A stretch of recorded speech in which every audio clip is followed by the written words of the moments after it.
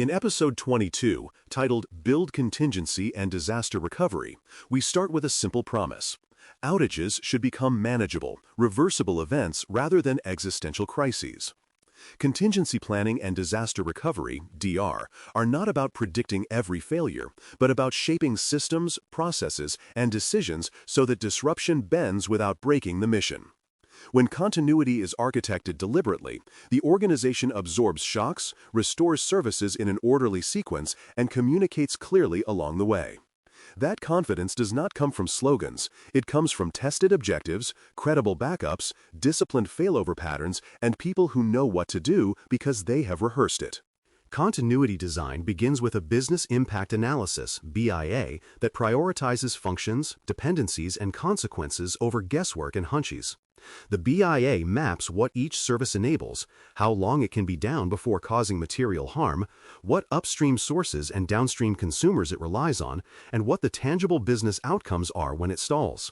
It distinguishes customer-facing capabilities from internal utilities and reveals cross-system coupling that makes recovery more than a single restart. A good BIA names the owners, identifies minimum viable service states, and ties each function to the data, tooling, suppliers, and roles required to bring it back. With those relationships visible, investment decisions shift from politics to impact, and recovery work concentrates where it protects the most value. Clear objectives turn analysis into action by setting targets everyone can rally around under stress. The Recovery Time Objective, RTO, states how quickly a function must be restored to an acceptable level, while the Recovery Point Objective, RPO, defines how much data loss is tolerable measured as time since the last usable copy.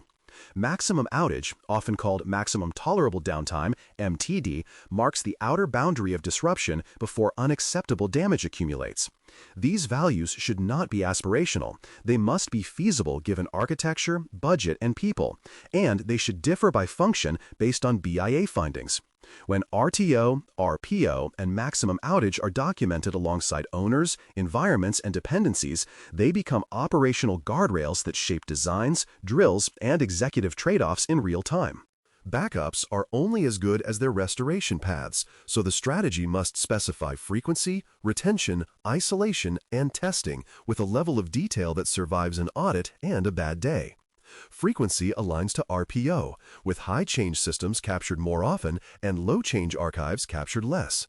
Retention ties to legal, regulatory, and operational needs, separating short-term recovery sets from long-term preservation in storage tiers that fit cost and retrieval expectations. Isolation prevents a single blast radius, malware, deletion, or sabotage from corrupting every copy, which is why an offline or logically immutable tier matters.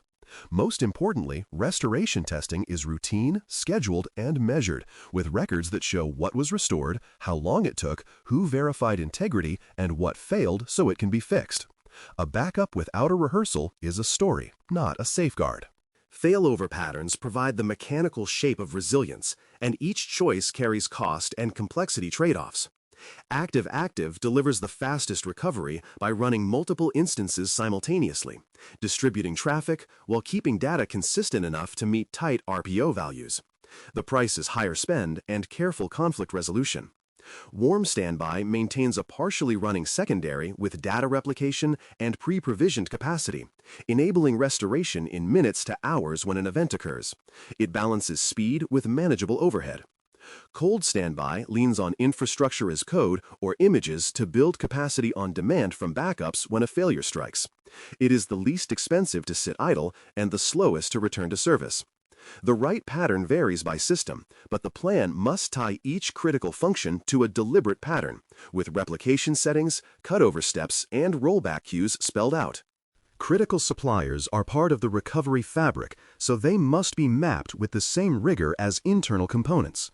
This mapping names the services that support each function: cloud regions, identity platforms, payment gateways, message brokers, content delivery providers, and records the contacts, contract identifiers, support commitments, and known escalation paths.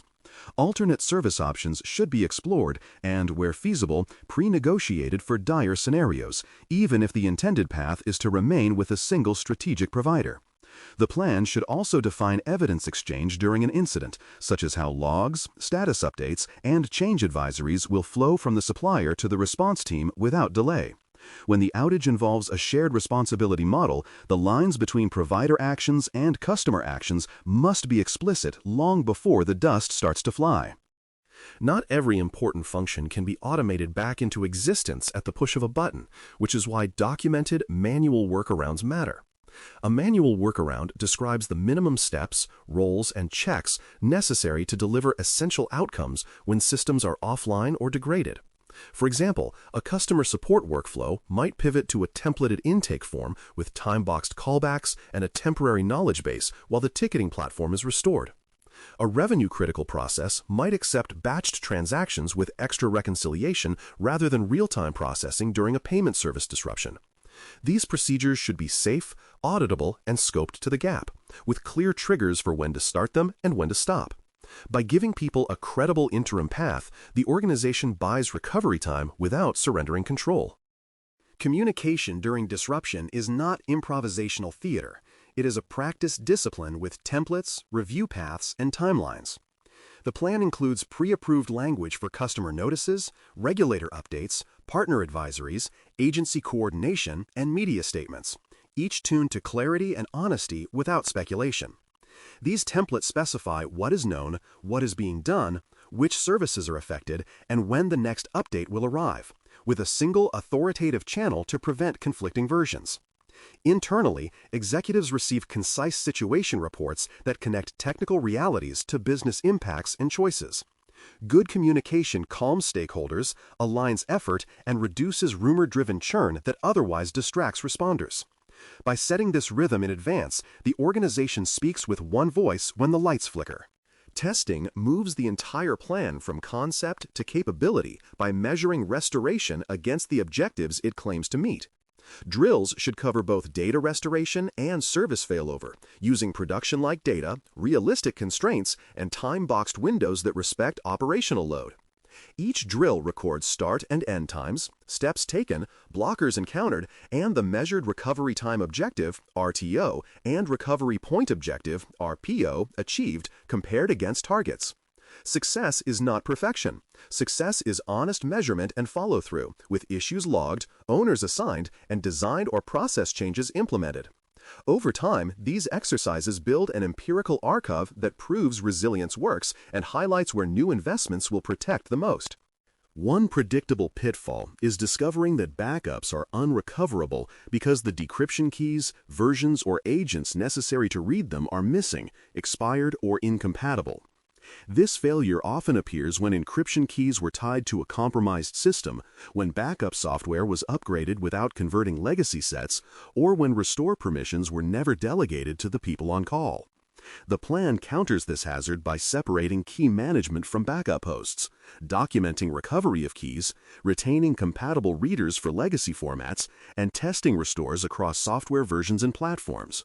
It also assigns clear custodians for keys and access, with a break glass process that is auditable and time-bounded. The fix is not exotic. It is disciplined housekeeping aligned to the worst day. A high-leverage improvement, often the fastest quick win, is to automate off-site immutable backups and produce verification reports that leaders actually read. Off-site means a distinct trust boundary, ideally across providers or accounts, while immutability prevents alteration for a defined retention period so ransomware cannot rewrite history. Verification means each job is checked for completeness, integrity hashes are validated, and periodic sampled restores confirm that data is usable and application consistent. These reports should be short and comparative, showing trends, failures, and exceptions with owners and due dates so they drive action rather than become background noise. With this automation in place, the organization gains a constant heartbeat of recoverability instead of assuming that success will appear when called. Consider a region-level outage as a proving ground for the plan. Detection arrives through monitoring and provider status signals. Responders validate scope and decide to fail over the affected services. Replication lags are checked against recovery point objective, RPO, and traffic steering or deployment pipelines initiate the shift to the designated alternate region based on the chosen pattern. Active-active absorbs seamlessly. Warm standby spins up capacity, and cold standby builds from images and backups. Health checks confirm dependencies such as identity, messaging, and data stores are alive and consistent, while manual workarounds cover what is still catching up. Communications move in parallel. Internal situation reports mark milestones. Customer updates set expectations for performance, and the media line states facts without conjecture. When confidence is established, the status changes from degraded to restored, and post-event analysis captures the truth of what helped and what hurt. Keeping a simple recap handy helps executives and responders share the same mental map under pressure. Objectives define how fast to return and how much data to risk. Backups provide the raw material for rebuilding. Failover patterns shape the path by which services return. Suppliers expand or constrain options. Workarounds protect essential operations while systems catch up. And communications keep trust intact. When that sequence is rehearsed and tied to names, tools, and checkpoints, it turns confusion into choreography. People do not need a long speech. They need a shared vocabulary that maps to practiced steps and measurable outcomes. A final word on resilience and what to do next. Contingency and Disaster Recovery, DR, succeed when they are built into architecture, governance, and culture rather than bolted on as a compliance afterthought. This chapter traced the path from business impact analysis, BIA, to objectives, backups, failover, supplier mapping, workarounds, communications, and testing, with a sober look at pitfalls and a practical quick win to raise the floor quickly. The immediate next action is concrete and time-boxed. Schedule a restoration drill and a failover rehearsal for a priority service. Measure the achieved recovery time objective, RTO, and recovery point objective, RPO, and publish the results with owners for any gaps. When that rhythm takes hold, outages stop being career-defining surprises and become planned detours that the organization navigates with poise. Thanks for listening. For more audio courses, daily newsletters, and more, please visit baremetalcyber.com.